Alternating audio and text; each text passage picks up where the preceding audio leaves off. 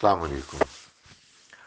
باپ کا حق ہے کہ وہ ایسی اولاد کو چھوڑ دے، ان کے ساتھ نہ رہے، اور ان کے لیے الگ سے دعا تو ضرور کرتا رہے۔ اللہ تعالیٰ اگر اس کو ہمت حوصلہ دے اور کوشش بھی کرے کہ کسی طرح سے اس کی اصلاح ہو، اس لیے کہ اس نے جو کچھ کیا ہے یہ اس کے لیے کافی ہے، اس کو جہنم میں لے جانے کے لیے۔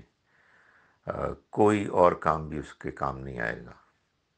تو آپ دعا کریں، بہت زیادہ دعا کریں، اس لیے کہ اس وقت اگر کوئی شخص اس شخص کی مغفرت کے لیے کے راستے میں رکاوٹ ہے تو اس کا باپ ہے جس کے ساتھ وہ زیادتی کر رہا ہے۔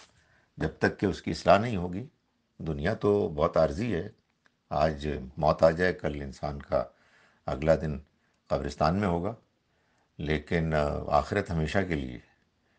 تو اس لیے ایسے بد نصیب نالائق اولاد کے لیے، بہرحال ماں باپ ہوتے ہیں، آپ دعا کیجیے اور گڑ گڑا کے کریں، اپنے سجدوں میں کریں، اپنی تہجد میں کریں، لیکن رہنے کی کوئی ضرورت نہیں ہے اس کے ساتھ۔